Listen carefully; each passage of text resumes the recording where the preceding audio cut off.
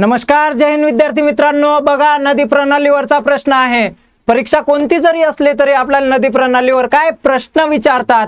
इथं आपल्याला कोकण नदी प्रणालीवर विचारलेला आहे मित्रांनो। कोकण नदी प्रणालीवर हमखास एक प्रश्न विचारला जातो। तर मित्रांनो बघा, आपल्याला कोकणातील नद्या कशा लक्षात ठेवायच्या, तर बघा सर्वात पहिले आपल्याला माहिती पाहिजे कोकण विभागामध्ये एकूण किती जिल्हे आहेत। तर कोकण विभागामध्ये एकूण 7 जिल्हे आहेत। सर्वात वरचा पालघर जिल्हा, त्यानंतर ठाणे, मुंबई उपनगर, मुंबई शहर, रायगड, रत्नागिरी आणि सिंधुदुर्ग असे किती जिल्हे आहेत? 7 जिल्हे आहेत। या कोकणाला किती जिल्ह्याची सीमा लागलेली आहे? समुद्र किनारा कितीचा? 720 किलोमीटरचा समुद्र किनारा लागलेला आहे मित्रांनो।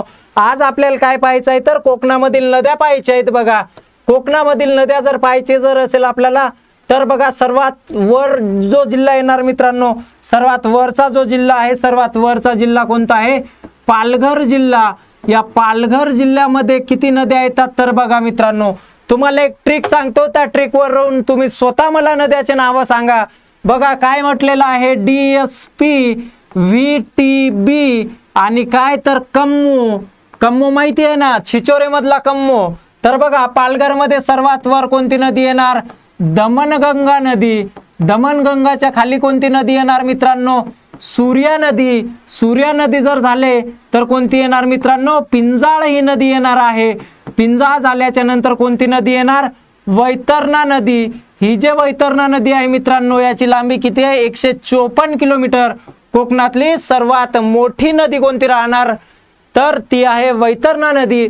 आणि पुढे कोणती आहे मित्रांनो? तानसा नदी। या झाल्यात मित्रांनो 5 नदी। कोणत्या? पालघर जिल्ह्यामधल्या किती? 5 नदी। पालघरच्या खाली सांगितलंय तुम्हाला कोणता जिल्हा आहे, तर पालघरच्या खाली आहे मित्रांनो ठाणे जिल्हा। या ठाणे जिल्ह्यामध्ये बघा, ठाणे जिल्ह्यामध्ये किती नद्या आहेत? तर 4 नद्या। कोणत्या आहेत? तर बघा मित्रांनो, सर्वात वर जी नदी येईल ती येईल मित्रांनो भारजई। कोणती? भारजई नदी। त्यानंतर कोणती येणार मित्रांनो? तर त्यानंतर येणार आहे काळू नदी। काळू नदी। काळू नदीच्या नंतर येणार मित्रांनो मुरबाड ही नदी। मुरबाड नदी जर झाले तर शेवटी नदी येणार मित्रांनो कोणती? उल्हास ही नदी।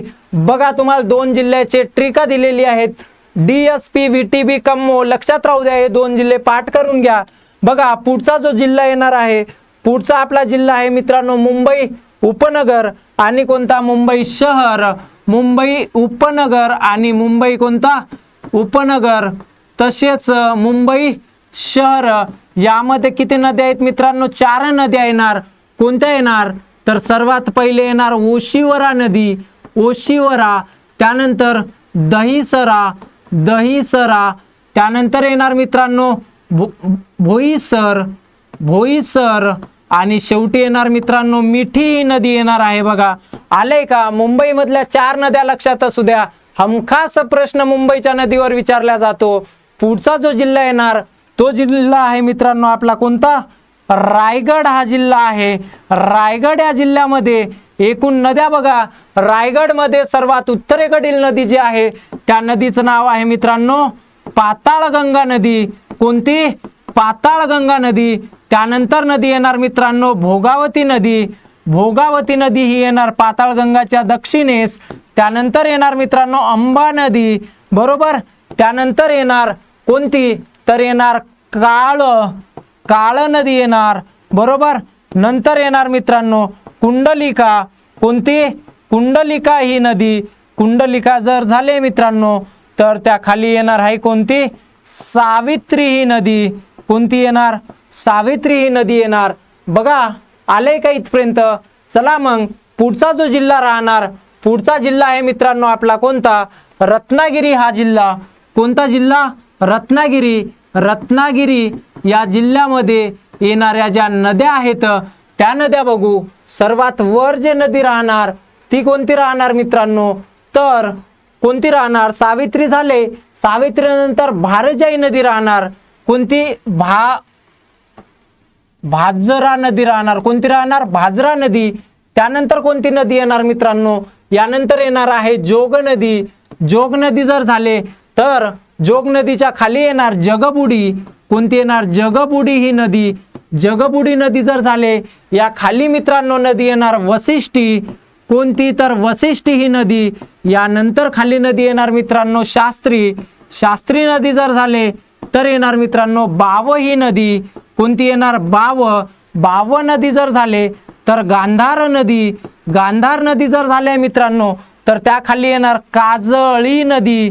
कोणती? काजळी नदी. काजळी नदी जर झाले मित्रांनो तर त्या खाली येणार मुचकुंदी. कोणती? मुचकुंदी ही नदी. मुचकुंदी जर झाले तर या खाली येणार मित्रांनो काजवी नदी. कोणती येणार? काजवी नदी. आणि सर्वात शेवटी येणार मित्रांनो शुक नदी. कोणती? शुक्र नदी. बघा रत्नागिरीमध्ये एवढ्या नद्या आहेत मित्रांनो. आणि शेवटी बघूयात आपण सिंधुदुर्ग या जिल्ह्यामध्ये कोणत्या नद्या येणार. तर बघा भावांनो, सिंधुदुर्ग या जिल्ह्यामध्ये सर्वात वर येणार मित्रांनो देवगड. कोणती येणार? देवगड. नंतर येणार आचरा नदी. कोणती? आचरा नदी. आचरा नदी जर झाले तर त्या खाली येणार मित्रांनो गड नदी. गड नदी जर झाले तर मित्रांनो त्या खाली कोणती येणार? कल्ली येणार. कल्ली येणार. आणि शेवटी येणार मित्रांनो तेरेखोल नदी. जी नदी महाराष्ट्राच्या कुठे आहेत? सर्वात दक्षिणेकडली नदी जर म्हटलंय तेरेखोल. आणि मित्रांनो आपल्याला जर सांगितलंय महाराष्ट्राच्या सर्वात उत्तरेस कोणती नदी, तर बघा महाराष्ट्राच्या सर्वात उत्तरेस कोणती राहणार आहे? दमणगंगा ही नदी राहणार. बघा मित्रांनो तुम्हाला कोकणातील सर्व नद्या या मी किती 4 सेकंदामध्ये तुम्हाला सर्व नद्या सांगितलेल्या आहेत. अशाच पद्धतीने तुम्हाला जर पुढील अशा ट्रिका पाहिजे असेल, पूर्ण कॉन्सेप्ट पाहिजे असेल तर भावांनो चॅनलला सबस्क्राईब करून ठेवा आणि व्हिडिओला लाईक करा बघा आणि जास्तीत जास्त मित्रांना शेअर करा. भेटूया पुन्हा अशाच ट्रिकमध्ये. तोपर्यंत जय हिंद.